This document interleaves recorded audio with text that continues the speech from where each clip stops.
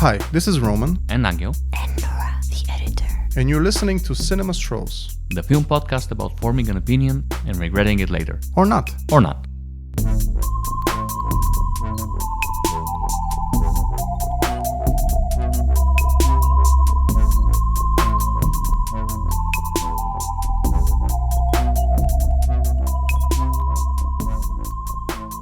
Okay, so today the weather is shit, so it might be a windy episode. It will definitely be a cold one. Hopefully our voices won't be too trembly.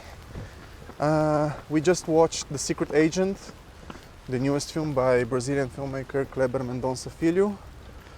Right off the bat, I need to start with some context. I'm walking into this film somewhat biased because I speak Portuguese and I grew up in an environment where I watched a lot of Brazilian cinema, and I still follow to this day a lot of Brazilian cinema. So I'm walking into this film already wanting to like it. Yeah?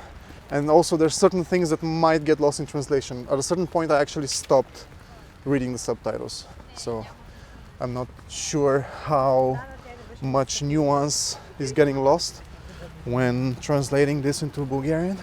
I'm already a fan of Kleber Mendonça Filho.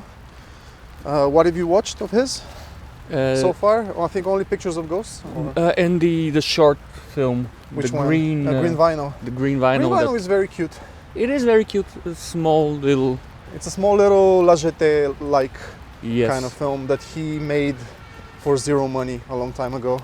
But actually he got, I think, noticed quite a bit with it, because I think it played in some bigger festival. It might actually have played in Cannes at some tiny selection. I'm not entirely sure. That's cool. It is on movie, so that's where I saw it. Yeah. And I saw Pictures of Ghosts because you showed it to me, because you're a fan. I'm a fan. I had already heard about him. I wasn't really that well versed with him when I first, because I think I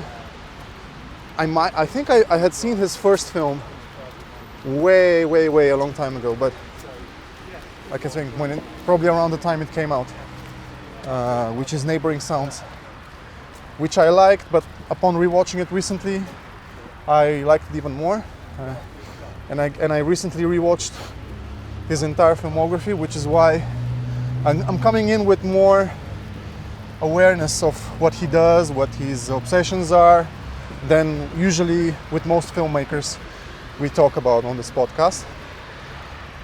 Because usually, even with filmmakers like PTA that we love, there's films that I haven't seen of his, there's stuff that You haven't seen in a decade or so. In a decade, exactly.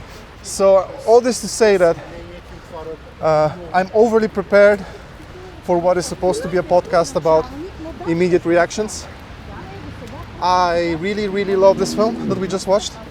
I think people who maybe if people are expecting a thriller or if they're expecting an action film based on the title, they might be disappointed.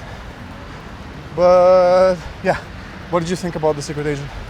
It's really good. It's really good, right?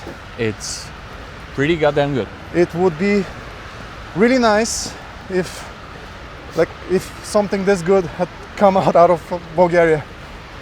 One day, hopefully. Yeah. I don't know if I have a question, and I'm sure you're gonna explain a lot to me.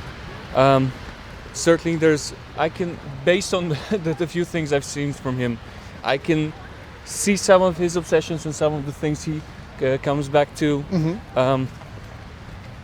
I feel like there are some plot details that got kind of lost, and some things that might be, if you're familiar with the era or with Brazil. Well, I'm not an expert on. I'm sure, but you know more than me. Yeah. But mostly, so the film is very good. Yeah. Why is it called The Secret Agent? Actually, because it's not about a secret agent. I agree, and I don't really have a good answer to that, because, to be perfectly honest, I was asking that myself. I'm not entirely sure who the secret agent is. But it's not Wagner Moura. Also I think it might be a case of Well, the title might be tongue-in-cheek, in a way. I feel like that there's a joke there Yeah. on it's the like, expectations and yeah, and also it's almost a joke the character himself would make about the situation, because this guy, he doesn't walk around armed. I don't think he's ever held a gun in his life, but he is trapped in a situation that's kind of like out of the movies, you know. And so in a way he's trapped in a genre film, but he doesn't want to be there. This is just a normal guy who angered the wrong people and is now having paying to for pay it. Yeah. for you know, no good deed goes unpunished, in a way.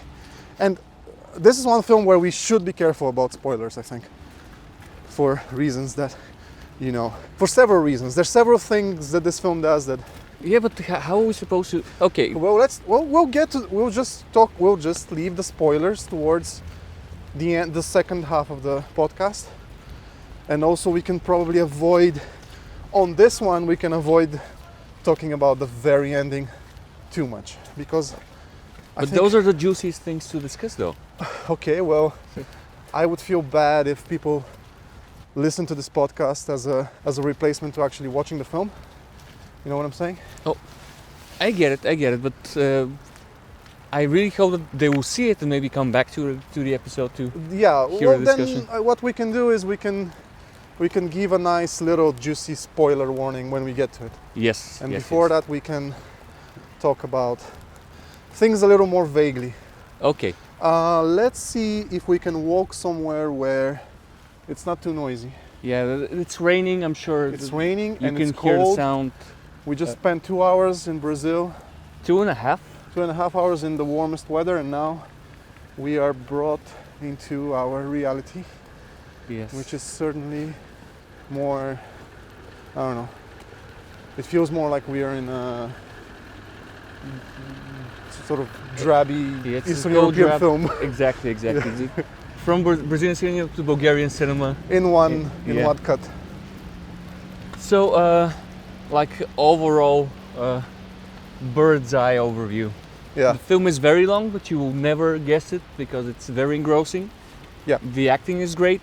All the little characters, the incidental little bit parts are wonderful. It is shot very interestingly. It is trying to invoke the 70s, not necessarily by trying to mimic the exact visual, because recently we saw Nouvelle Vague, Richard Linklater's film. I didn't see it yet, but Okay. yeah, you've seen it. I seen it. It's a very good technical demonstration of how close can you get to a film made in the 50s. It's technically impressive. It's a cute little hangout film. I can't say I love it, but it was enjoyable to watch. This film doesn't try to do this that. film embraces, like, it's shot digitally and doesn't try to make it look like it's not, but it uses, I think it uses Panavision. It uses Panavision vintage lenses. It for- uses a especially lot for, of split diopters, let's which I say for love. most of it, let's say. Yes. So it is employing like vintage glass and split diopter filters. A lot of there are certain moments that use more like genre cinema techniques and more not anachronistic, but more harkening to the era techniques visually, while also trying to be kind of its own thing, which I appreciate. It's not just trying It's invoking a certain feeling, but it's not trying to replicate it. Yes, it doesn't get lost in the details of trying to be period accurate. Other than that, it is a film about the past. I mean, it is about memory. It's about dealing with the past. This is something that seems to be a through line through his cinema. Yes, I think I'm gonna have to talk a little bit about him. Yeah, go for it. Just to give an overall introduction of who he is, from what I know.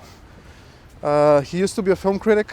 I think he studied journalism, and I became aware of him a long time ago when I was listening to an interview with a famous Brazilian filmmaker. I think he's Argentinian by birth, but naturalized Brazilian filmmaker called Hector Bamenco, who in an interview was asked, what's good in Brazil now? Like what movies are worth watching? And he said by far the best movie of this year, which I guess must have been 2012, is O Som ao Redor, which is Neighboring Sounds.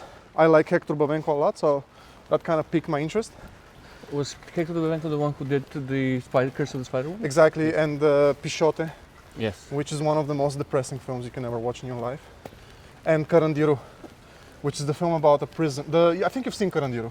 I think It's I've seen about the prison riot, Yes. which led to a lot of innocent, no, not innocent, but a lot of prisoners getting slaughtered. Yeah, I think I saw it in university. And they actually name-checked the prison in the film. They actually mentioned Carandiru when that's she says, this guy deserves to be in Carandiru. Right.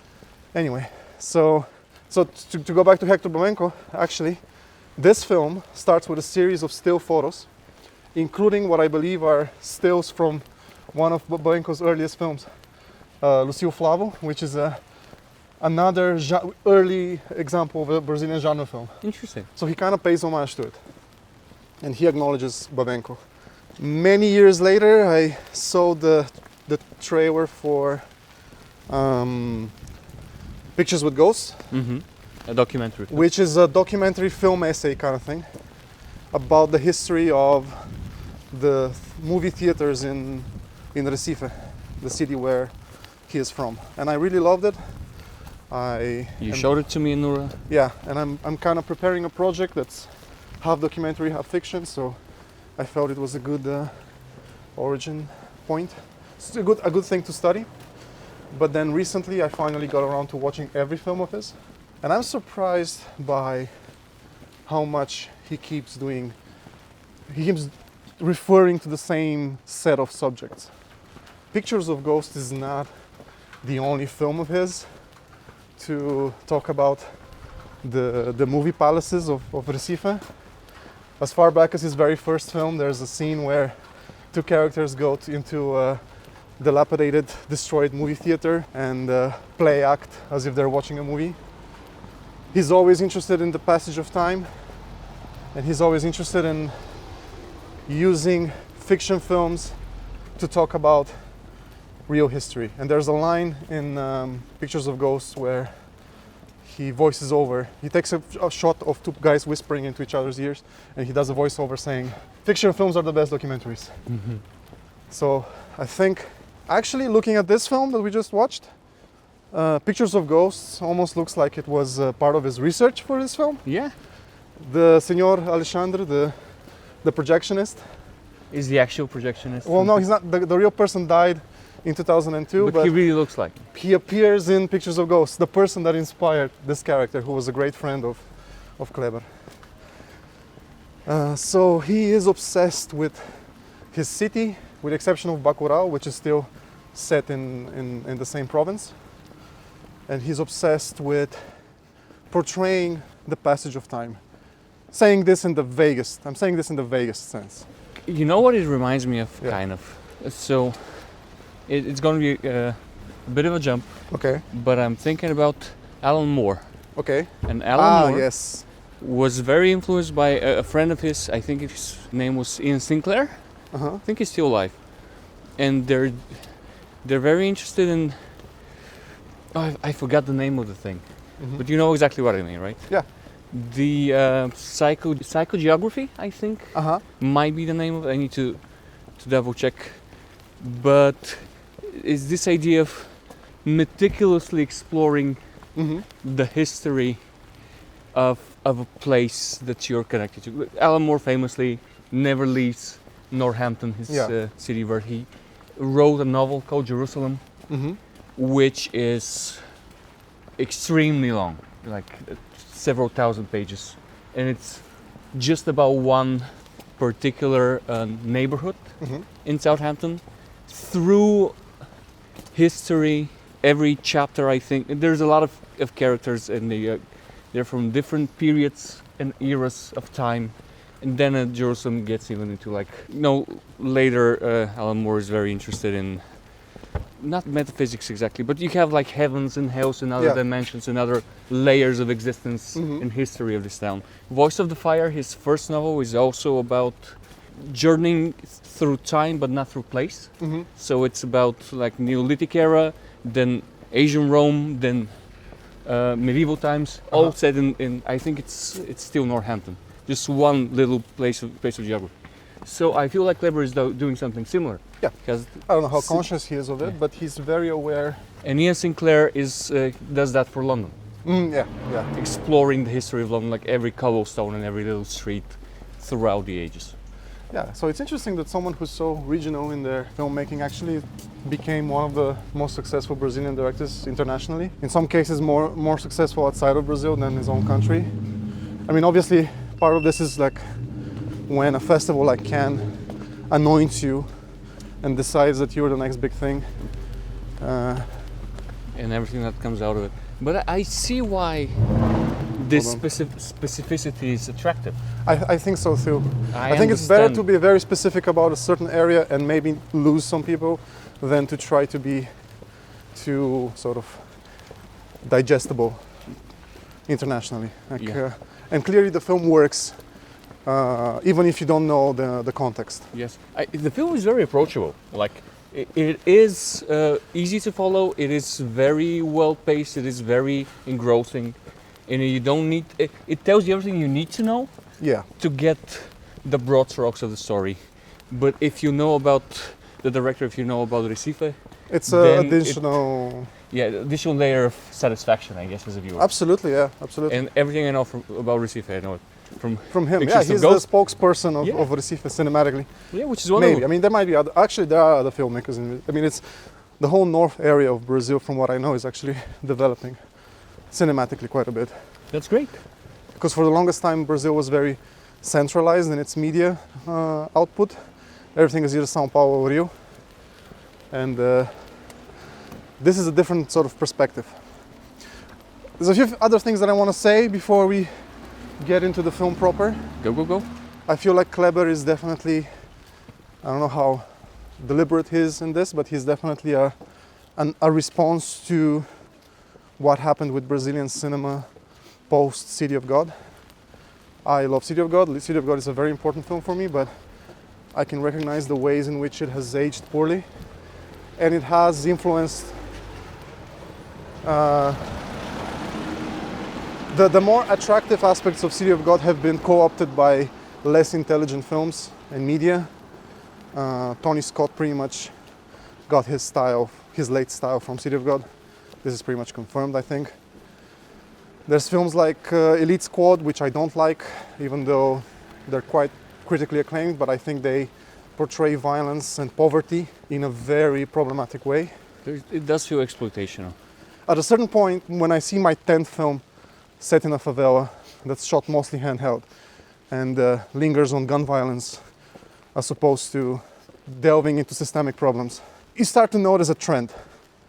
You start to see how Brazil is beginning to sell itself internationally. And he's definitely doing something very different.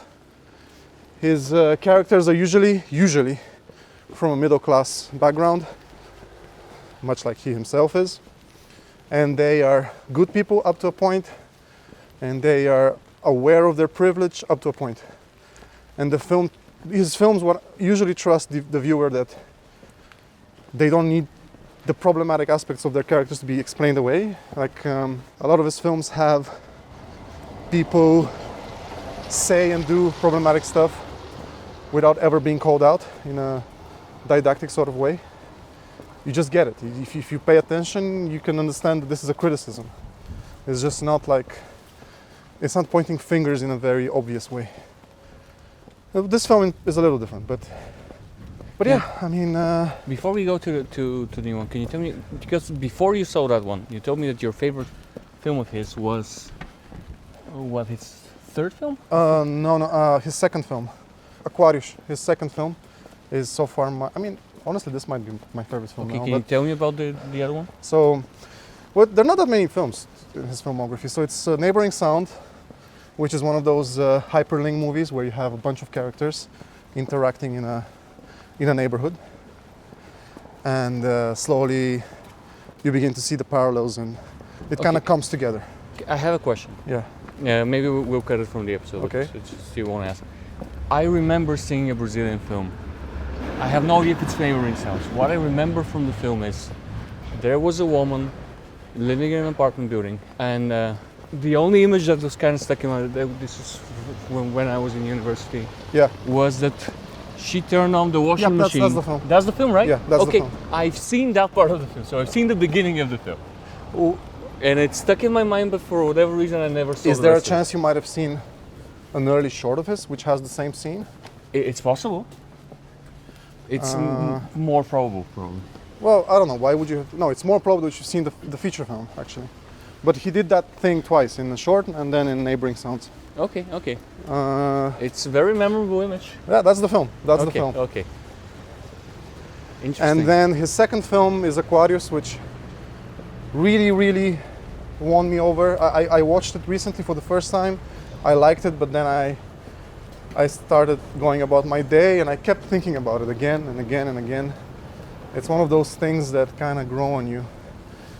It's about a woman who lives in an apartment in a building that's, except for her apartment, the building is completely empty because a company has bought all the other apartments and they want to buy her apartment in order to take the building down because it's prime real estate and to turn it into a modern building with lots of apartments.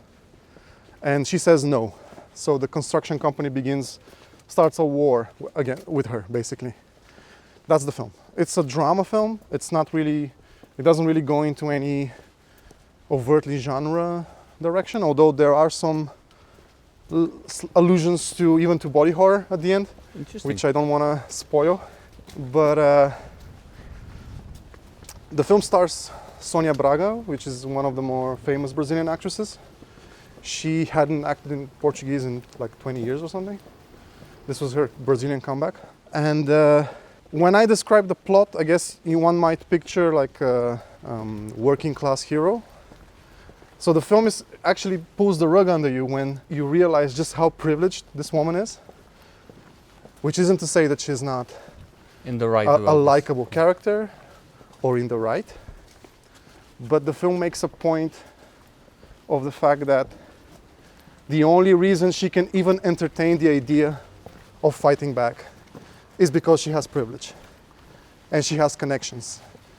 And her victory at the end only comes about because she has a certain amount of access and privilege that someone else might not. But there is no scene in the film where she comes to realize that about her.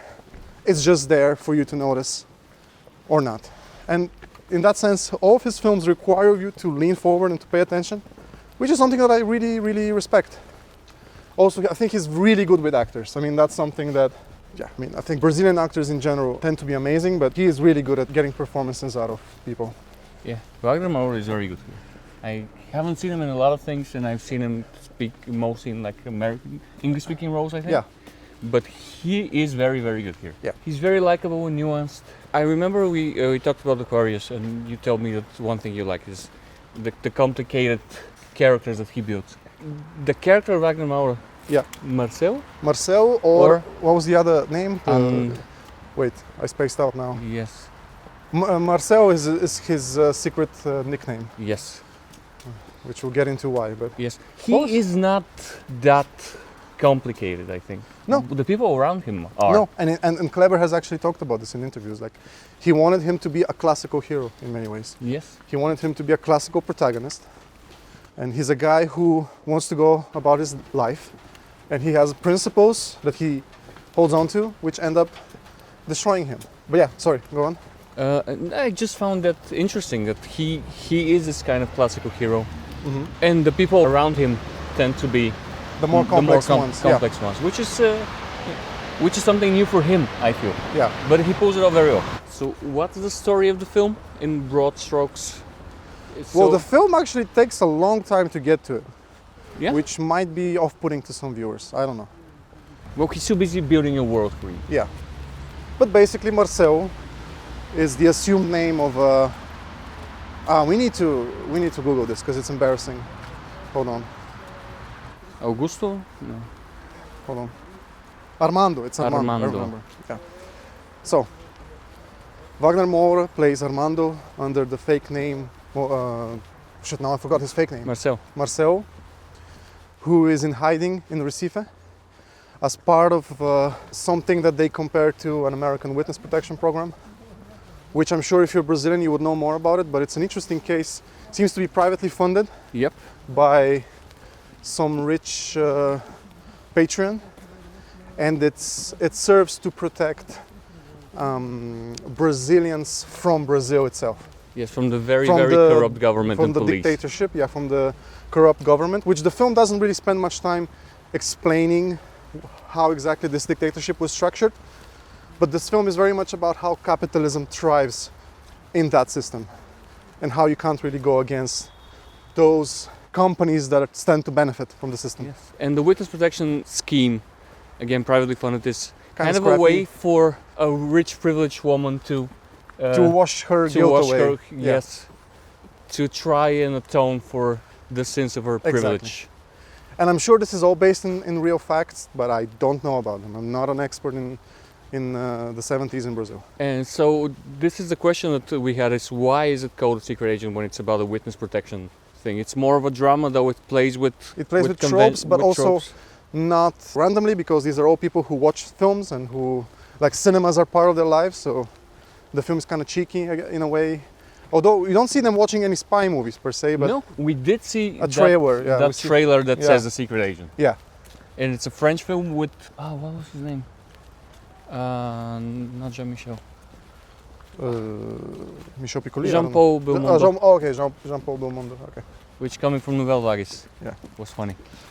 So it does feel like exactly what you're saying. It's about, he feels like he's trapped in kind of a genre film that he desperately doesn't want to be part of.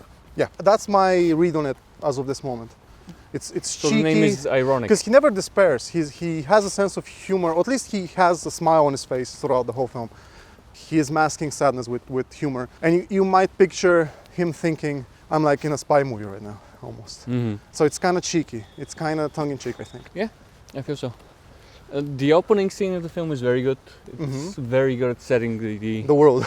Setting the world and the tone, and the feeling of danger for the protagonist. Mm-hmm. So the film starts with a car stopping at a gas station just off the road, and the camera is on a crane, and the crane gets lower and lower until it reveals a dead body covered with like some cardboard, just a few meters away from the gas station. Yeah, and. We see Marcel, he immediately is wondering if he should leave, because this is some very, very bad vibes. But the gas patron comes up and he says, "Oh yeah, this guy tried to rob the gas station. We killed him. That was a week ago. But the carnival is happening right now, so the police told us this is not a priority. This is not a priority. We'll get to it when we get to it." So this guy has been there. The guy who shot the robber fled, so this gas attendant is having to deal with this corpse that's decaying. Yes, and chasing the dogs away who are trying to eat the body. Yeah, and it's very grotesque, darkly comedic. Yeah, and sets up the extent to which the violence is normalized in this world. Yes, and then police show up. Yeah, but they're not here for the body. Just the one of the police, like the car, assumed that Marcelo had money, and he tries to pressure him into getting a bribe. Yeah. And so you immediately know that you cannot trust the cops. Yeah. That our guy is in danger, and you should not trust anybody. And from then on, he gets into Recife from Sao Paulo, and he goes to a safe house. A safe house run by the sweetest old lady you could ever imagine. Who is, by the way, a non-professional actor. She's amazing. I mean, she's kind of become a meme in Brazil at this point. Really? Yeah. People are like really pushing her. Like a big part of the marketing behind this film is all about little clips of her. Oh. She was an extra in Bacurau. And he liked her from that, and then he wrote this character for her. She had never acted in her life. It's amazing. And she's a mother protector who has gone through a lot in her life and protects those in need. Yes, So people it's an who are running entire- away from the regime. The safe house is basically an apartment building full of characters who are protagonists in their own film, and the weirdest cat in history. Yes. And it's just a band of misfits Yeah. trying to... Well, people trying to flee from different Yes. problems, but most of it to do with repression in Brazil. And also there's a couple from Angola who are also trying to go to, like they're trying to flee the civil war in Angola, which was ongoing at the time. Which is interesting inclusion. I wonder if it's trying to say something about the Brazil involvement in the Angolan civil war. I don't really I'm know not much about aware it. of the. I'm not aware of such involvement to any significant degree. I'm not an expert in Angola. I mean, I was born and raised in Mozambique, and there are some similarities between the way people talk. Not really. I mean, the accent is different, but still, I don't know. It felt nice to hear. Like I don't remember ever seeing. Honestly, this is a representation porn, this film. Like it's people from all sorts of different aspects of Brazilian culture and foreigners who live there, and it's really nice. It felt really nice to see those characters represented. Yeah, Dona- it's just a nice setting. Dona Sebastiana? Was it? Dona Sebastiana was her name. Oh Yes. no, the name of the old lady. Yeah, Yes. yeah, And she's wonderful, and her character is like a ray of sunshine through this Yeah. kind of sordid tale, reminding you sometimes, literally in the dialogue, that there are good things in life as well. yeah. Because everything is sunny, it's very beautiful. The set design of representation of the 70s is very good. Film is very well made. But it feels like this colorfulness is in contrast with the bleakness Yeah. of the implications of the story and the people who have to live under the system and the people who exploit them, and how the price of life is in this era of Brazil is very low. Yeah. And it takes a lot of time before we actually learn. We get the exposition dump, and it is an exposition dump. I mean, there's one scene of characters talking, which you might say went on for a little too long. There is a moment where everything is explained to you, so you understand where he is coming from. Should we talk about why he's being persecuted, maybe? I think so, because It's the key to. I think it's the key to. Like the film is about capitalism thriving under dictatorship, so we should get into that. I think. so. So the scene in question, the exposition dump scene, is him being recorded on a tape for this witness protection scheme, when he tells about what happened and why he's in danger. Yeah. And I'm not really sure I got all the details. I feel like there's some things that were kind of implied, but our guy used to work in a university. Yeah, he was a university researcher Yes. working on an electric car. Yes. And several other things. Yeah. But He has patents, he he says has- proudly. yes, for his research, and a powerful businessman from a private company. Yeah, which is, I think, a real company. Yes. So I feel like there's a lot of historical research that's been done for this film Yeah. that we are just simply not aware of without Absolutely. going more in depth. But this is a real company, and it seems that they're trying I'm to gonna open pressure the umbrella, him. hold on. Yes. Let's keep some distance so we don't bump our umbrellas together. So, yeah, it's a private company, you're saying? Yeah, it's a private company, and they're trying to squash his research and try to get the government funding of the university. Try to relocate it for their own operations. Is that? Am I getting this Kinda. right? I think that's basically they're trying to absorb them basically, or they're trying to shut them down because they're already working on something like that, connected to a foreign private company. So they don't want the competition. They want to squash the competition. Specifically, and they make a point of this. This research is coming from a regional place in North Brazil, which is an area that is considered, I guess you might say, it's considered the flyovers of Brazil. I guess it's some posh people from São Paulo and Rio make fun of the accent of this area. They consider this area to be poorer, stupider, and so it's a bad look to have this thriving scientific development coming out of the north. Right, which is interesting because globally you have the idea of the global south. Yeah. And Usually the south part, like the southern part of the states, the southern parts of Italy are the more impoverished ones. In Brazil, it seems to be the other way around. Yeah. Also in Bulgaria. Yeah. Also in Greece. Yeah. The closest you get to Bulgaria from Greece, the less respect the Greek have for you. Interesting. Seems to be the. Interesting. So yeah, it seems so. There is this class divide. There is this regional divide. There is this racism and prejudice running through the whole way the dictatorship and people aligned to the dictatorship work, and doesn't feel like much has changed. Yeah. These have been systemic problems that have not been addressed. Also, I think what is very important to say, there might be a certain part of the story that we never get to hear, but it's not like he does anything too bad in terms of, he doesn't sabotage this guy, No, he just stands up for he himself. just stands up for, he just says no and Demands respect. has to go into hiding. Yeah, he just says, I deserve your respect and I will not be treated like that. And he is he has a target put on his back because of that. Yeah. For the smallest thing of having dignity. Yeah. And respecting his wife appears for one scene.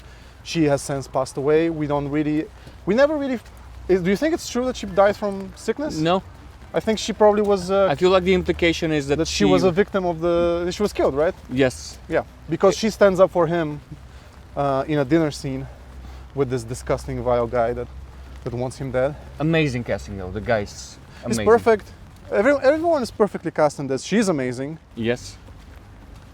And yeah, so basically he has to go into hiding and for insulting a powerful man. Exactly. That's all of it. It's that simple. And he checks in with his son, who is the cutest little boy, who's obsessed with Jaws.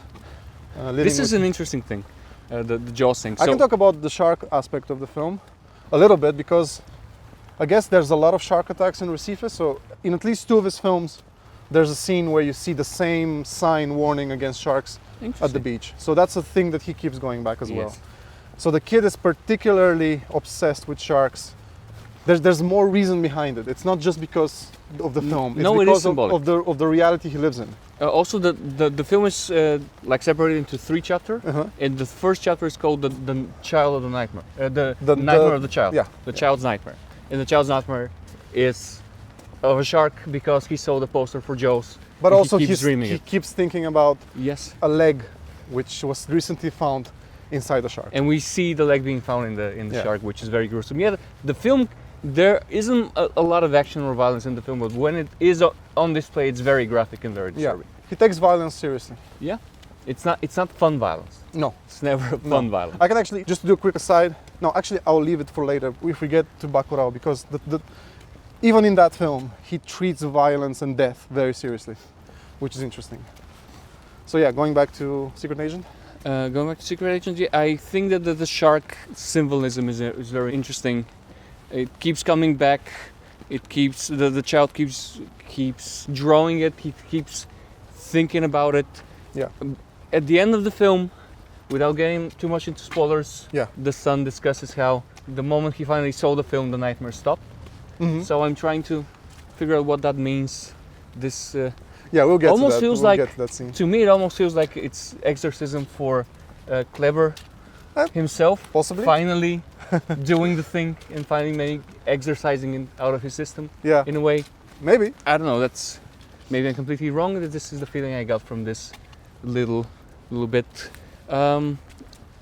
The actors are great. Udo Kier, I think his final performance was close to. His final performance might end up being the upcoming video game by Hideo Kojima. Oh wow, that would be amazing. OD, which it's him, Hunter Schafer, and the girl from the It movies, the young girl.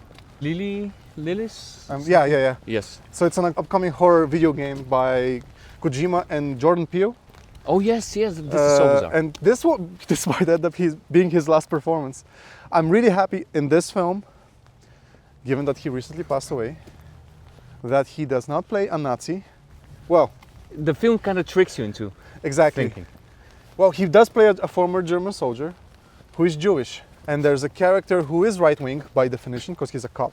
and he kind of obsessed with him. He's obsessed with him because you're a real German. Yeah. So let's talk about that aspect of you. Yes, And this is the only thing that matters. and show me your scar. Yes, Show me your scar. You're a soldier in World War II. Show me all the scars you got fighting Yeah. for in his mind, for the ideal Yeah. of a Third Reich. And Udo is obviously having to entertain this idiot because probably he's part of a protection racket. I mean, Mhm. the guy does favors for him. Probably the guy does this to the whole neighborhood. And Udo is just this thing that he admires and collects and plays with. Yeah. By the way, did you think that maybe his assistant, because he's a tailor in the film, do you think they're a couple? I think so. Yeah. There's a lot of queer coded characters in the film. Oh yeah, which I there's really like. some of them are not even like coded, I think. Oh, no, there's a lot yeah. of gay sex in the film. And homophobia is also explored in the film. The homophobia in Brazil. Yes. So all of the the pressure points, all the painful Yeah. things that are exposed and kind of engaged with in this film. Yeah. You have this in the safe house. You have a young boy that Donna Sebastiana says he ran away from his uncle and his father because they wanted him to be a kind of man he doesn't want to be. Yeah. And immediately to me the implication is that the boy's gay. Yeah. And they're trying to pressure him to be Yeah, something of he's course. not, and he ran away. Yeah. Then we're gonna talk about the leg. We in a will, bit. but let's not. Yeah, the leg is something to talk about. But yeah, we'll get to it. I didn't really get the leg. I can explain it to you because it's Okay. actually there's a historical explanation to it. It's Okay. it's not even supposed to be confusing. You just have to know what it stands for. Okay. But we need to get to it first, I think. Okay, but getting to the leg, there's, because it's the carnival, you Uh-huh. see like a park when just an orgy, just everybody. It's a cruising spot. It's a cruising spot. So And there's a lot of gay people there. and there's a lot of gay people engaging sex, like just out in the open, next to trees, on benches and stuff like that. So this is not something that the film shies away. There's I feel Udo Kier, famously a gay icon. Yeah. And so I think the implication there is also clear. Are there any other characters you feel are kind of gay coded? Because I feel like a lot of them are. I'm thinking about the hired killers as well. Possibly. There's something there. There's something there. I agree. The way that the actor played. By the way, the guy who plays the older one, He's amazing. he's amazing. Amazing face. Amazing presence. Amazing fucking body. How old is this guy? He looks old, but he's shredded. He's ripped. He's ripped as fuck. I'm sure if I Google him, I'll find out he's like super famous. I don't know. Yes. I don't Amazing recognize him immediately. Amazing presence, amazing acting. He's just the camera loves this guy. You just cannot stop watching his So face. these are, for context, these are two characters that are hired two sicarios, but two killers basically, who are hired to kill Marcel by by same. the guy from the company. Yes. And we cut back to them from time to time. We see their involvement with this right-winger police commander, police chief. Yeah, they just seem know to each be other. in the army together. They get together and they have a chummy night. Like I thought the scene was gonna build towards more, but no, it's just them hanging out. Yeah. And they just a bunch of fascists hanging out. Yeah. And then they almost do something, which is implied, but they never.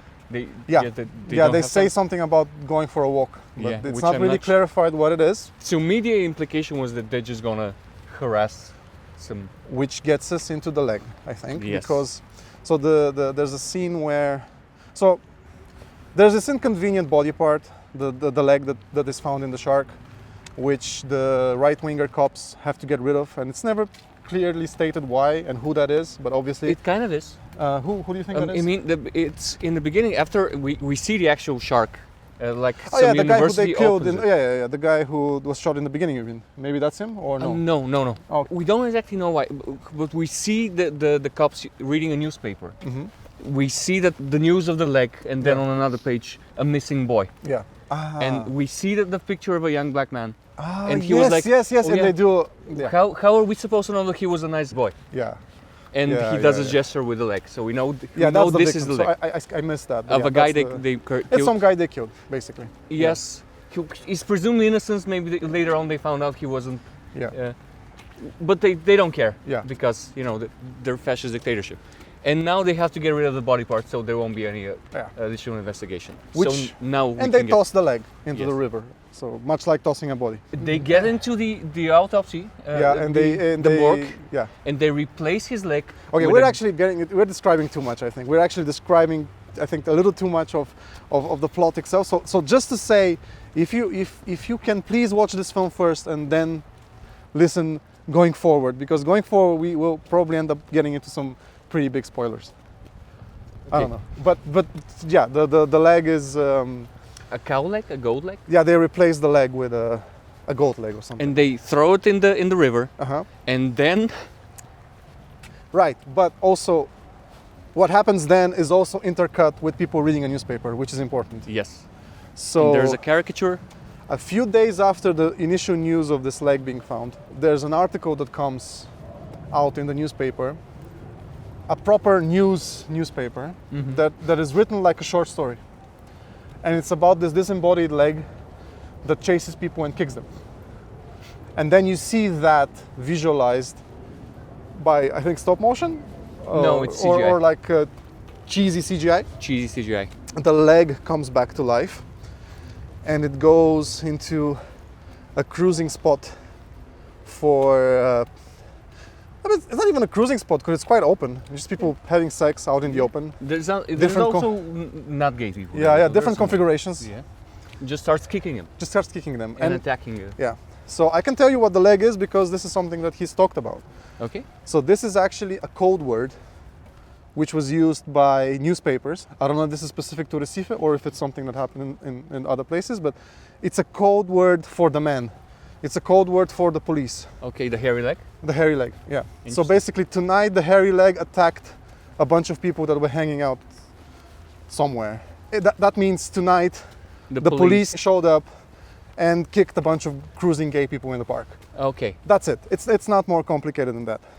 Okay. And it's visualized like a monster film. Like a monster film. Traditional, with the traditional sound effects and music. But it's intercut with people reading the article and laughing about it. And the lady from Angola being surprised by this and like, not getting the reference. Exactly. Interesting, fascinating. Yeah. So it's almost turning it into an urban myth almost. Yeah, into a monster movie basically. Yeah, which is very interesting because there's the layers of what the film also is and what it does with history and time and nostalgia and how we deal with this.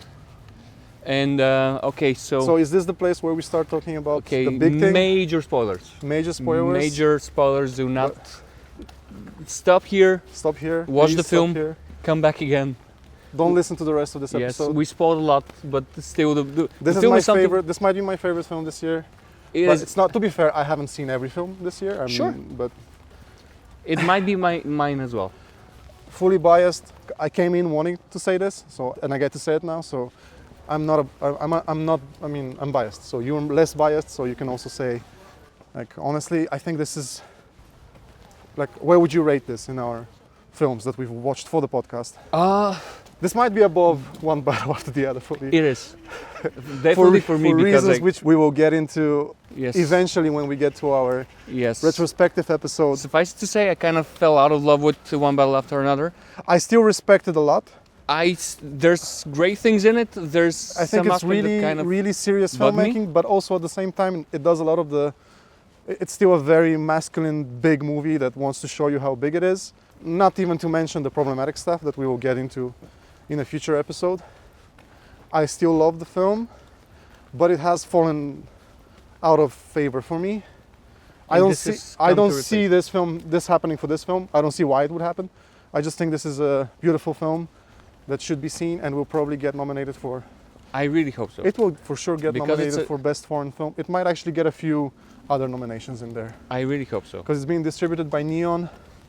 It's getting a big American push. It's not going to be this year's Parasite, but it might get a few more nominations than just foreign film. Okay, before that, we need to say something about Parasite. I watched Parasite. Okay, what do you think? But we talked about it. No, you're forgetting. We talked about it. We didn't get too much into it. I'm kind of curious. Okay, let's circle back to Parasite at the end of this episode so we don't lose our... Okay. I mentioned Parasite because Parasite is a much more in-your-face film. True. This is much more subtle. It's very subtle, very gentle. Yeah. As dark as it can get. It's a very empathetic film. Much more...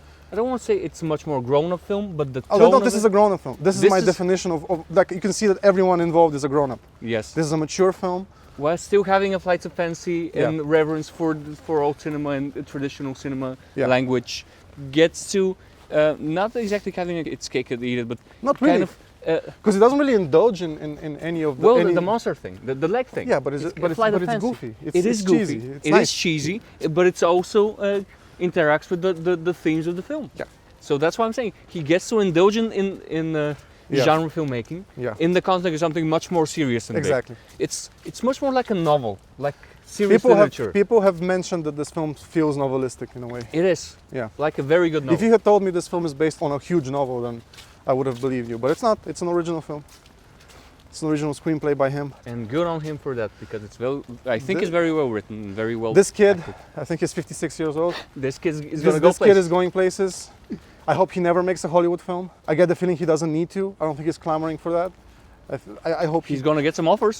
I'm he sure. will, and he will probably turn them down unless, I don't know. Like there's certain filmmakers that you can just feel how much they just want to become a Hollywood filmmaker, and this guy just feels right at home where he is, and he's a very good example of how local cinema can be universal, and how you can talk about specific things and still get noticed and recognized, and it's still relatable to any country that has gone through any sort of dictatorship in the past. Absolutely. So I'm seeing a lot of things that I would love if like Bulgarian filmmakers would take as inspiration from this, not only from this film but from his filmography overall. Absolutely. So now, saying that how much we love the film, and it's maybe the best thing we've seen for the podcast so far, I think so far it is, yeah. please go watch it, find a way to see it, and then come back afterwards, because we're gonna get into spoilers. Yes. So at a certain point in the film, there is a cut to a cell phone, and suddenly we realize that the film has casually cut to present day, to two Zillennials, Zoomers, I don't know, girls. Two young women working for a university. Yeah, doing We a don't know research. that. We're doing a research project and listening to tapes and transcribing them. And that's it. Yeah. We cut to that for a bit, and then we don't for a while, and then we cut back to it, and then at a certain point, which we'll have to talk about it, the narrative shifts over to this present day. Yes. So we see these young girls on computers listening to the tapes. One of the tapes is Marcelo's tape in the witness protection that he does earlier on. We don't know who they are, what their names are at the beginning. Maybe we do, I don't remember that part. I don't think they. No, We I'm hear sure their we names, learn them, but yeah. we don't know what they're doing. Yeah. Are they working for the police? Are they working for something else? Why do they have this archive? And so, as we already mentioned, the rich guy from the company hires people to assassinate Marcel. They, on their part, decide to keep most of the money and hire a poor worker. for- They subcontract. They Exactly. outsource. They outsource the actual assassination. While and keep most of the literally money. one of the guys is at the beach drinking.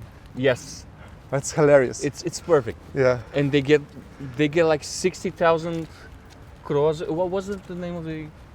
They say cruzeiros, but Cruzeiros. I'm not sure what that is, because maybe that's how the money used to be called. Now it's reais, but I don't know. I don't know. No. I assume it's well researched. Yeah, yeah, of course. So they get 60,000 bucks for assassinating the guy, and they give the actual assassin like 4,000. Yeah, And they even try to bargain to two. exactly. Much like the original guy was trying to bargain down to 4,000 or 40,000, but it's mirrored in a very funny Yes. way. And the capitalism thing is there. Yeah, from Again, the exploitation of the lower classes, and trying to hoard as much wealth as Yeah. possible for yourself while doing nothing. So they hire this guy who works like in a sugar cane factory or something, which might be some kind of symbolism as well, because know. he's just loading trucks with Yeah. bags of sugar. Yeah. Salt or sugar? I think it's sugar. I think it's they say sugar. They mentioned that it's sugar.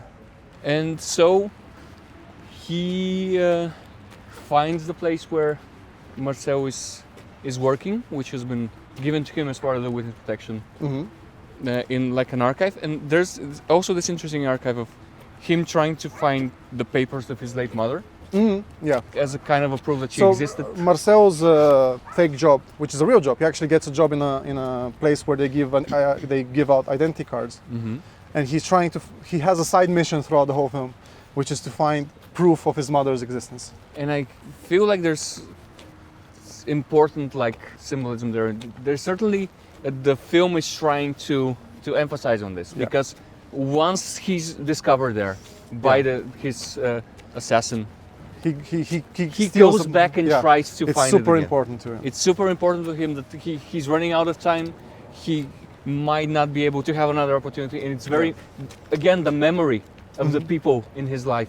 Yeah. Going back to memory and history is something he's, even when his future is threatened, he thinks about the past, he cannot let go. Yeah. So I think this is very, maybe it's me projecting. No, it's important because... I almost feel like Marcel is clever. Sure. In a way. Yeah. The same kind of obsessions and him being like a... But also this obsession with tracking the past is mirrored by other characters at the end of the film. The two girls actually. They are also, one in particular wants to find out the truth of what happened or wants to get more information. Yes. So it's a mirroring of like this obsession with, it's a reoccurrence rather of this obsession. So there's a mix-up. The assassin identifies Marcel in the office. Yeah. Marcel spots him. Yeah. He doesn't know what to do, so he goes to the corrupt cops, and he says there's a guy. There's a guy harassing me. Yeah, and harassing the people in the office. Can somebody with a gun please come and chase the guy away? Yeah. He not realizing that they probably know each other. Yeah, the cops, but they also don't realize it. No, they don't. They never will, I assume. No. Oh, we don't know what happened afterwards, but we'll get to that. The thing is that the son or the protege of the corrupt cop, who is black, who watches him, because he's very obsessed with Nazi Germany. He's right wing, but he has a white son, but he also has a boy that he treats kind of like him, who's black, who's also a cop. Yeah. So there's kind of, I don't know what to make of that. Race or class traitor kind of thing maybe implied there, absolutely. to me at least. But this guy gets assassinated by this assassin. He gets killed.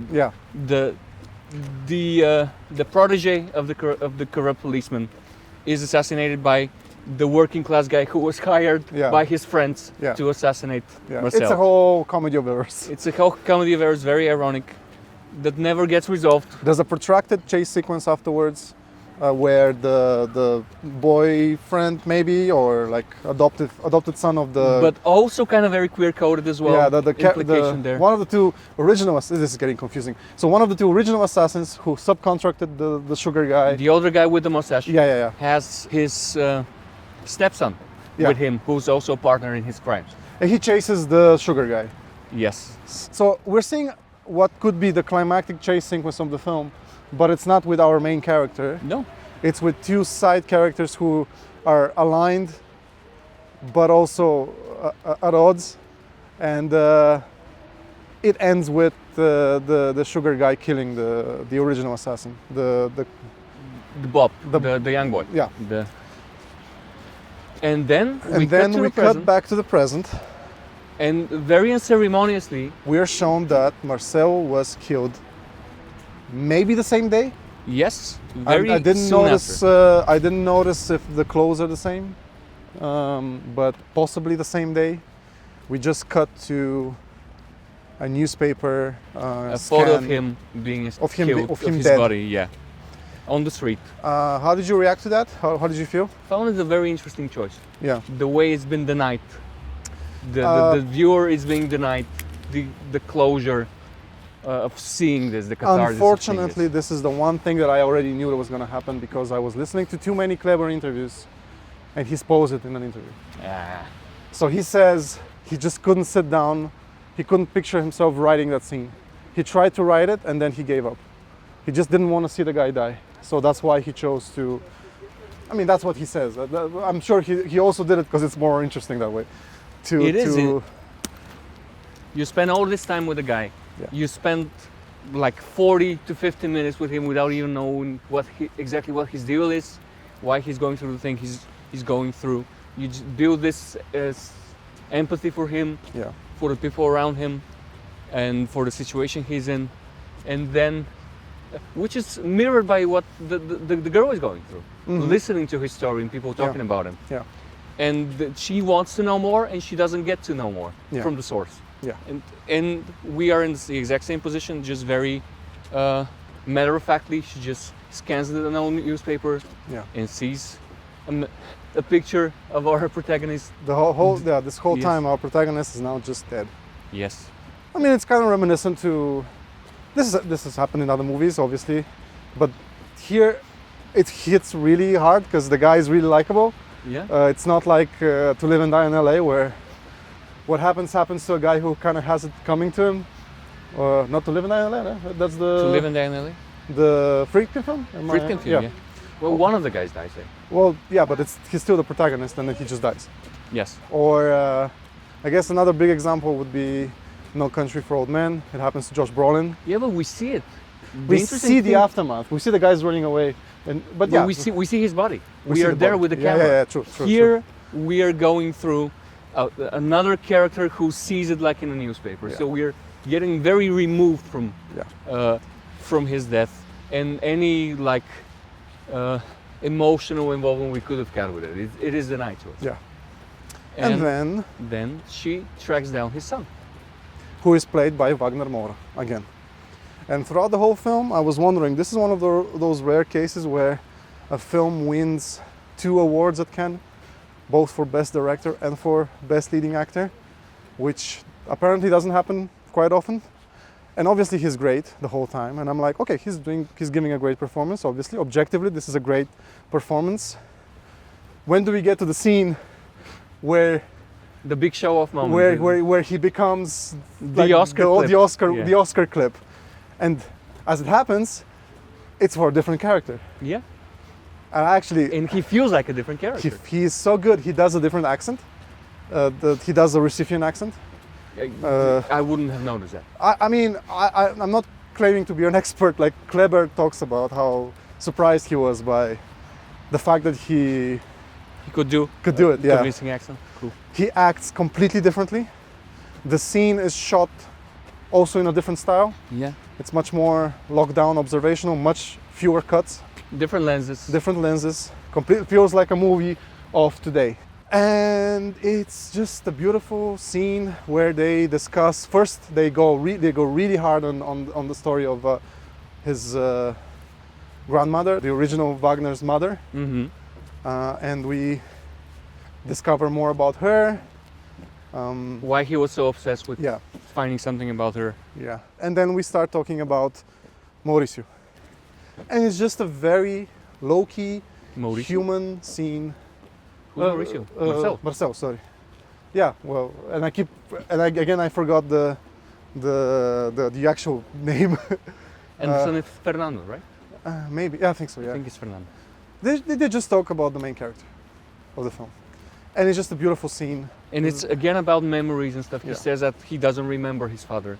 And there's a moment when the little Fernando writes a letter to his father when he says that he's worried that he's forgetting his mother. Yeah. And now the older man has forgotten his father, and he actually says, "You remember him more than I do. You have more memories of him than I do." Because you've actually listened to him. But he does. So, okay, this is very important. She was working for a research project, and this is what we see when she's listening to the tapes.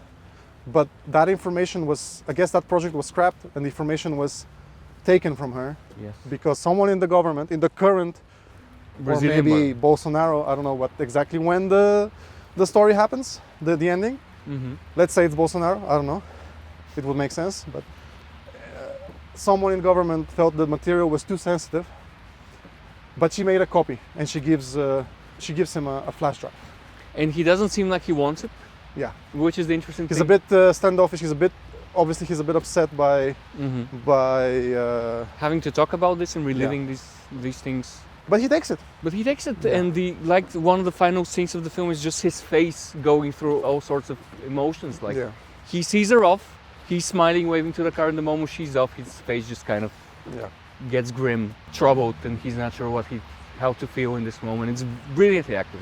It's very powerful. Hopefully there's a slot for him in the Academy Awards. I hope so. He deserves it. He definitely deserves it. And it's so subtle. It's just tiny little details. Every film of his has very subtle acting. Like his movies, because having rewatched them in a row, it's actually kind of made me appreciate acting and subtle acting a lot more. like as opposed to something like Leonardo in any movie, but which I'm not. I still like that stuff, but man, it feels nice to watch a grown-up movie where people act like adults throughout the whole thing. Absolutely. Talking about Leonardo, I mean, fuck the guy, but Yeah, he was yeah. very good in Killers of the Flower Moon.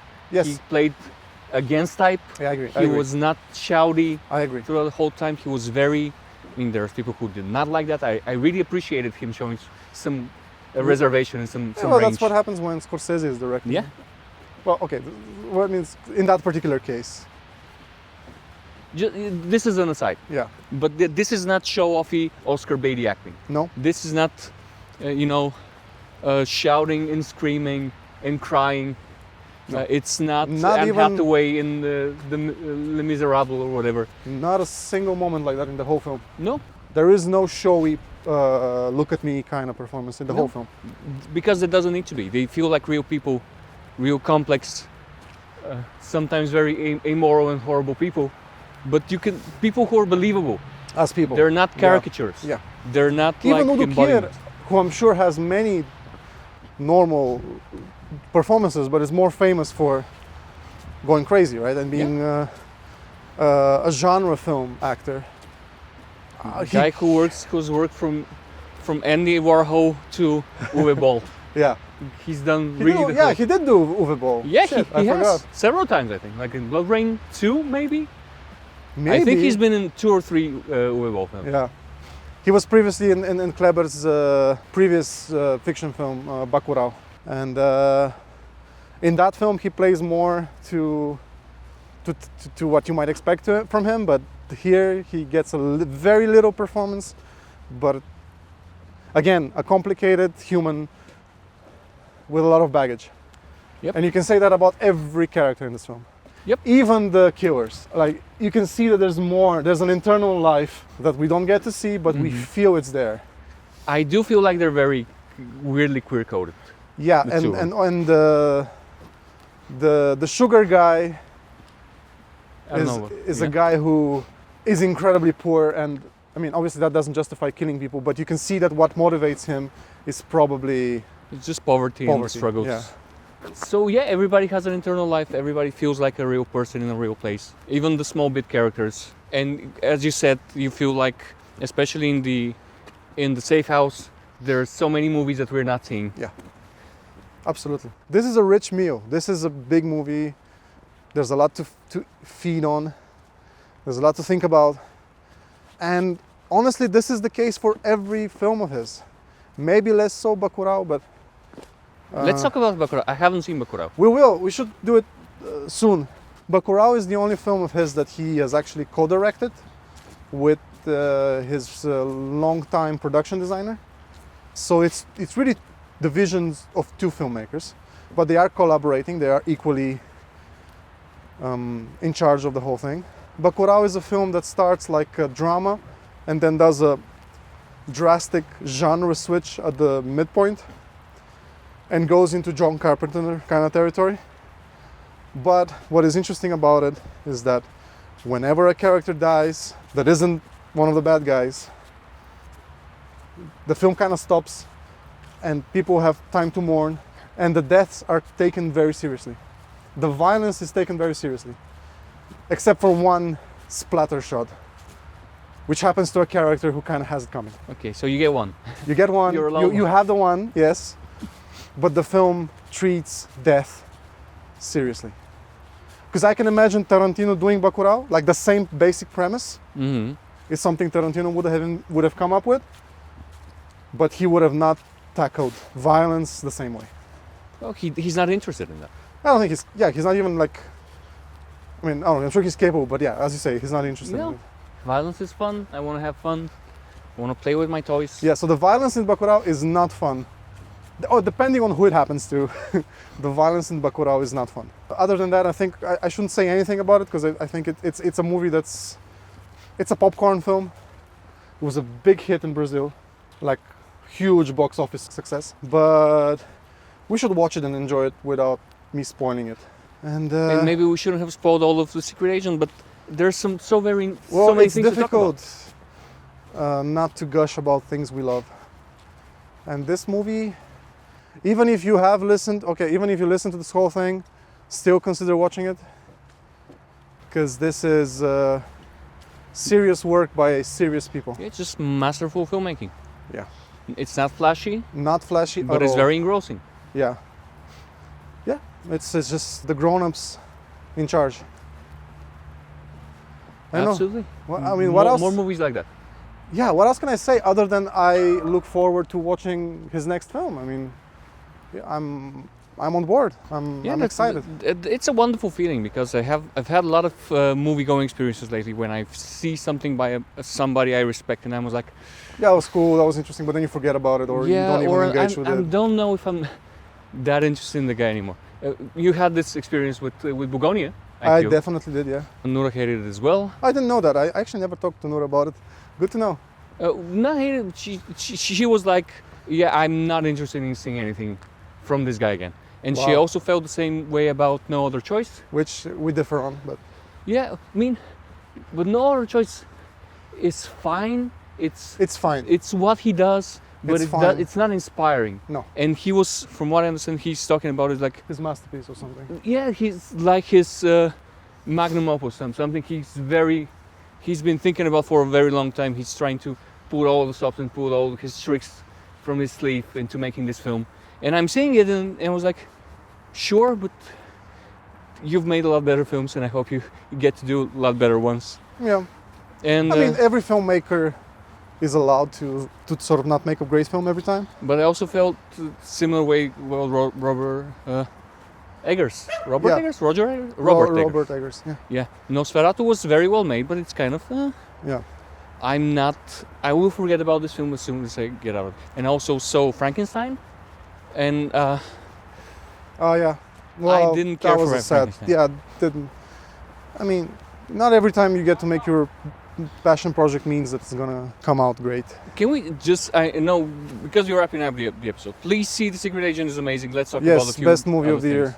So far, might be my favorite film of the year. But there's a few more things I really want to see that I haven't gotten to see yet. Okay. So we will do an episode when we wrap the year and we can talk about everything we've talked about and everything we've seen. So Frankenstein, after seeing Frankenstein, was like, yeah, that's a Del Toro film. Mm-hmm. That's a Netflix Del Toro film specifically. Yeah, and the Netflix thing really bugs me because, like, there is a behind the scenes. Don't you miss behind the scenes? I do. Of films. I used to make them. Yeah, but don't you miss watching them as well? I do, for sure. Because there's a lot of interesting things. I was blown away by how much practical effects and practical sets there are. Because you can't really tell when you watch the film. I don't know if it's the grading or the camera I think it's the color grading and also maybe the lighting. But although, I don't know, it's still moody lighting, but it feels, a lot of shots feel CGI. Everything feels like it's on a green screen, and so much of it is practical. There's like miniatures and shit. And you would never tell. How could they made a whole ship kind of the life Hobbit problem. size? Well, actually, I guess Hobbit actually did have a lot of green screen, but the Hobbit did have way too much green screen. But this film had so much practical effect with everybody from his team who he's worked in for like decades. Yeah. Costume designers, set designers, cinematographers, everything. They built a full-scale ship that's actually there, and you could. The way it's shot, it all looks like computer-generated imagery.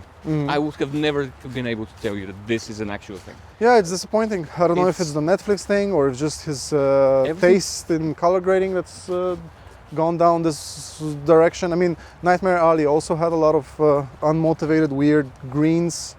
Sure, but it didn't bug me there. Yeah, it felt more tangible. More like, more film noir-ish. It felt appropriate, more appropriate. Yeah.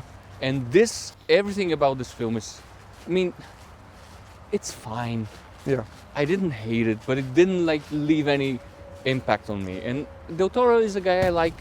I feel more and more. I feel like I like Del Toro for him and not so much for his films. Maybe I'm not the huge. Yeah, he seems like the nicest guy. So, yeah, I'm not as engaged with his work as I am with like listening to him give interviews. He seems like a very nice guy. And one thing I've always appreciated about him is it's always a fairy tale. Yeah. It's always almost childlike. It's always easily digestible. He kind of But then there's spells always it a all little front. darker, It goes darker, it goes subversive, it goes sexual a bit sometimes. taboo. Yeah. And I mean, why do you need to make Frankenstein when you've made Shape of Water? Yeah, because he wanted to, I guess. Yeah, but what is it? What are you expressing that has not been done better Nothing. in your previous films? Nothing. The satire is it's nothing. It's not worth seeing. It's fine if you want to kill a few hours, but it's not gonna linger in your mind. But in the behind-the-scenes thing, he talks about how he feels like he needs to go in a different direction. Kind of like this film is also him, kind of doing his passion project. He's done Pinocchio. Pinocchio was very sweet. He's done Frankenstein, the 2 movies from his childhood he's always dreamed of making, and maybe next he will try something completely different. Yeah. And this gives me hope. I hope that he does that. I hope he goes in a different direction, because this was just a letdown. Yeah. So back to The Secret Agent, and hopefully it will get nominations. Hopefully we'll get Oscars, Oscar nods and stuff. I really hope so. I mean, only so far that obviously that helps open doors. Like it helps Kleber keep making movies. Obviously, Oscars are not like the be-all and all of like filmmaking. True. Recognition. But he deserves recognition. This type of filmmaking deserves a For larger sure, yeah, for sure. This is platform. more mature than anything that I've seen out of Hollywood recently. Absolutely. And talking about Hollywood and the Oscars, Yes, Let's- Here we go. by popular demand, the public demands it, Roman. Say a few words about what you think about Parasite. Well, would you believe it that I think it's good? I'm shocked. Yes, Parasite is good, and this is the hottest take that I'm capable of making. What can I say? It's an amazing film. I see why people love it, and I love it. And I can only say that I feel embarrassed for taking so long to watch it. It's very approachable, while at the same time going hard and going extreme when it has to. It has some of that tonal jarring effect, but not too much. And it tells a very relatable and good story about The evils of capitalism. the evils of capitalism and the extremes that you have to go to in order to thrive in a broken system. and to it's similar to No Other Choice, but much better, because it's about having to make it in a system that that doesn't really notice you. I'm sure there's a huge job crisis in Korea that I'm not aware of, that I'm not an expert on, but based on these 2 films, I can assume people are getting fired left and right and struggling and having to embellish CVs and having to fake it till they make it and having to hustle. Like, I guess hustle culture must be huge in Korea. What is interesting, and something that you pointed out, which is different from No Other Choice, just hold on. What is different from No Other Choice is that all the family, the key characters are extremely competent, and they're clearly qualified for their job. It's just that they still have to lie, and they still have to present as more than what they are in the eyes of these this rich family that they need to sort of. I don't remember if it's something we talked about, is the fact that we kind of understand why they're in this situation. Yeah. Is because they tried to open a bakery or something. They They bet try to big be on a business, they try to be entrepreneurial. and they were punished for it. Yeah. And now they're stuck in a basement. Yeah. But this mirrors the story of the guy in the house, the husband Yes. of the old maid who also lost everything Yes. to creditors Yeah. on trying to open like a French bakery. Exactly. It's very similar. And you know what else it's similar to? Mickey 17, because he tries to open a macaroon business. Absolutely. He gets in with a bunch of loan sharks and has to go to space and volunteer for a weird cloning program in order to make it. So that's a theme that he keeps going back to, I guess, like entrepreneurial, like proactivity being punished. You know, like, oh, you try to make it on your own. Well, Small businesses are not allowed. You need to be part of the exactly. You conglomerate. need to be exactly. Or just worker. No small businesses. Exactly. You need to be part of the big system. Why do you feel? I mean, this is. Yes. We already discussed it. But why do you feel like? Let's not talk about the right. We already discussed trying to do some comparisons between Other Choice and. Yeah. I'm wondering, why did you avoid seeing Parasite? I don't know. I guess it must have felt like homework or something. I didn't see it at the right moment, and then there was so much hype around it that I guess I kept postponing it, and it was in a period of time that I watched less films. But I don't know. I don't have any excuse for it other than to say that sometimes this happens. But did you have a different film in your mind that it's gonna be? Maybe I thought that it might get more violent than it actually did. That being said, as I was watching it, I thought, okay, this is not going to get too violent, clearly. And then the amount of violence that it gets, was still surprising to me. But I guess I expected something even more out there. Not that I have anything against that version of the film. I wasn't avoiding it because of it. I just imagined that it would go more violent for some reason. Okay. And I always assumed that the violence would be at a certain point in the direction of the family. Rather the rich than, family? Yeah. Which kind of happens, but rather than it being mostly amongst the two sets of people trying to cling on to the rich family. Okay. So, which is, I keep talking about Parasite, not only because I'm curious, we haven't really discussed it on the podcast in too much detail, just mentioned the last episode, but also because I feel like there's this, I feel like The Secret Agent and Parasite are kind of the two opposites of a spectrum. Interesting. In terms of style. Yeah. Because one is very understated and very, I keep using the word gentle, even though it's a bleak film. No, it's gentle. It's definitely a gentle touch. It feels like very subdued emotions and trying to coax them out of you, taking the time to play on your heartstrings. Yeah. Wow. As good as Parasite is, and I think it's very good, the type of filmmaking is very loud and very sometimes jarring and very in your face. Brilliantly executed example of this type of cinema. Yeah. It's still amazing, but it's like the exact opposite of this film. Yeah, in many ways. Absolutely. And I guess The Secret Agent has kind of rekindled my respect for subtlety, because I like it when films go big and loud, but maybe a lot of subtle films that I watched are just boring, and maybe they don't really say much and they're kind of avoiding the big topics. So maybe that's why I have been very forgiving of films that are broad and over the top. But in the case of The Secret Agent, I mean, yeah, if this is the subtle cinema like I like, and it's still rich and it's still beautiful. Yes. And it's still entertaining actually, because you're still watching a thriller, so it's not like it's boring.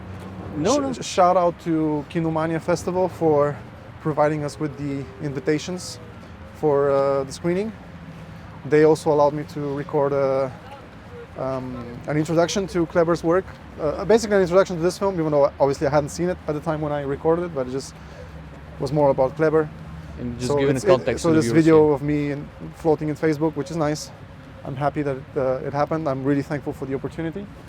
And honest to God, this is my favorite film we've watched for the podcast, and I think that I will be there first in line for whatever he makes next. And because it's a kind of a small filmography, he doesn't have a bad film, which I don't think I can say this about any other filmmaker that we've talked about. Which obviously, give him time, I guess. Give him time. Everybody's allowed a few. Yeah, but he doesn't even have. He doesn't even have a so what film. You know, he doesn't even have a film where the things don't come together. You know, like it's a really, really intelligent and rich filmography. I mean, I guess this is his fourth fiction film, only his third that he has directed by himself.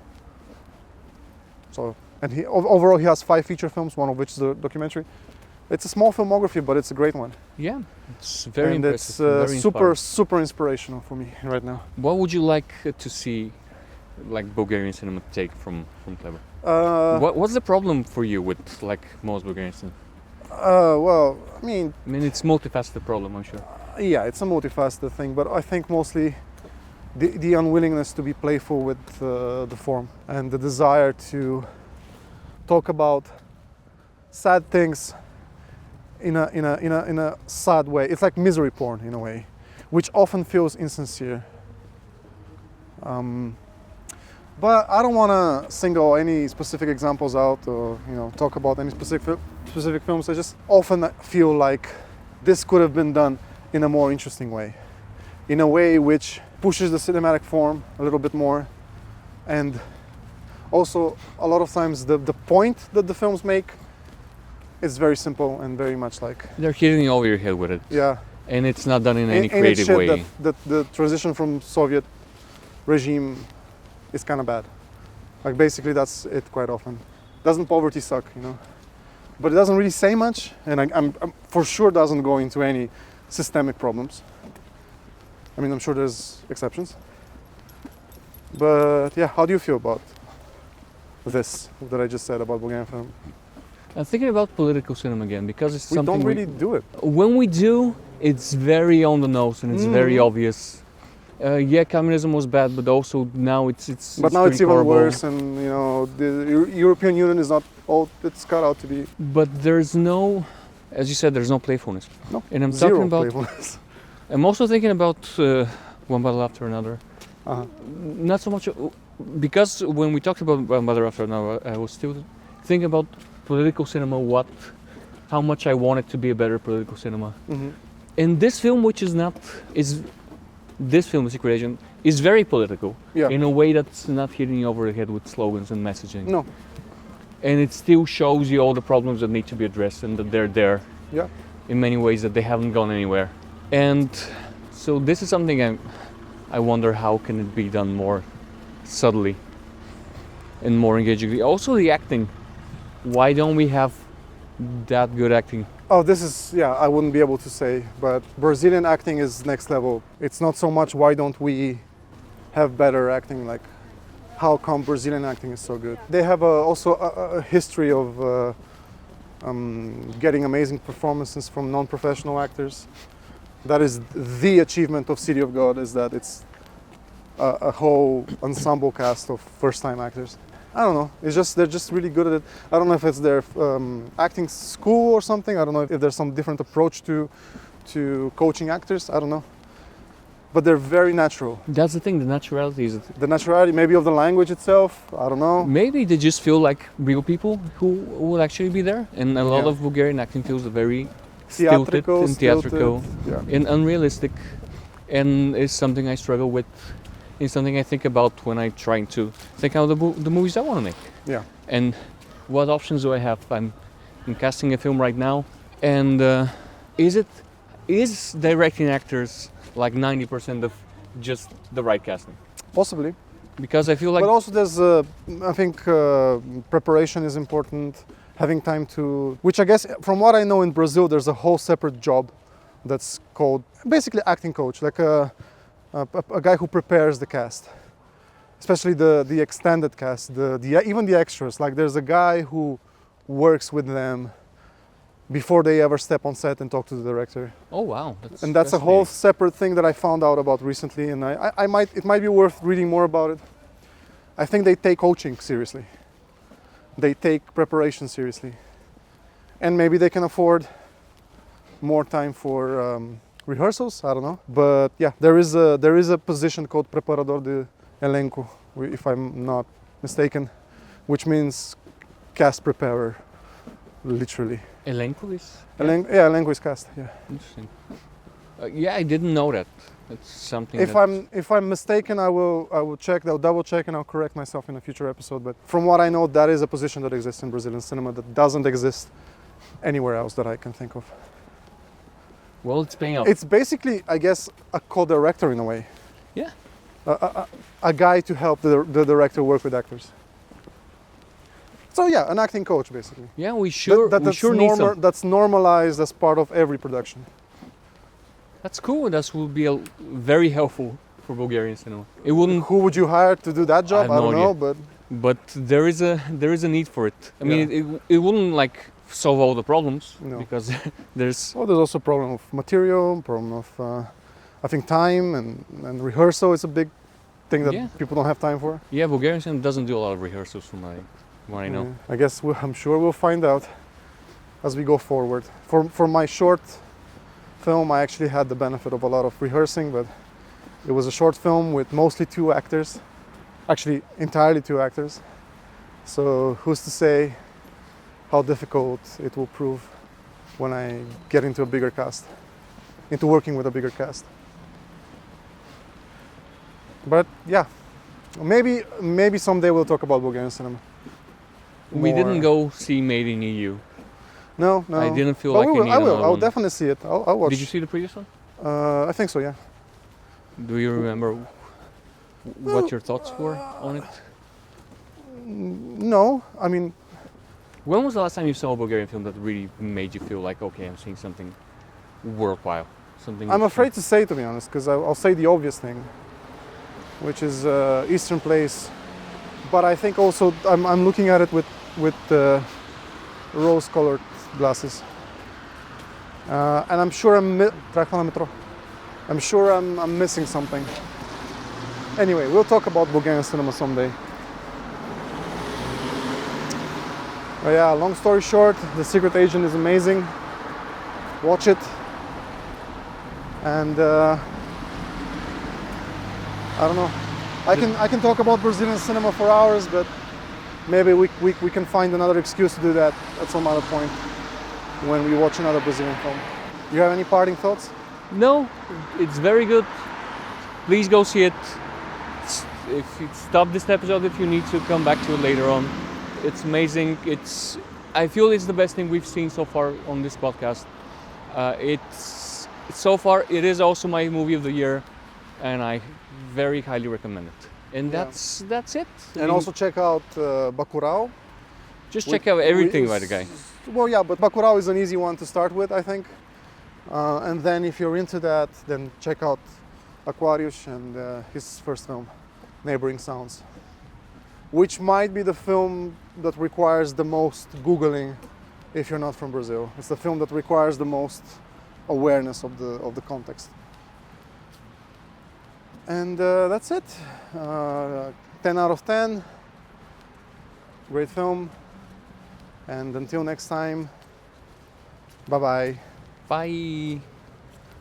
Okay. We can stop recording maybe. Yep.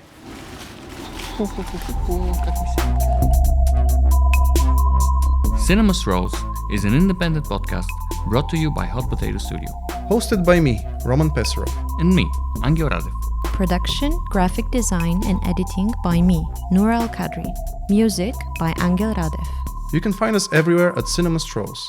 Follow us on Instagram and support us on Patreon and Ko-fi. Listen to us on Spotify, Apple Podcasts, and YouTube. Make sure to rate us, it really helps our show.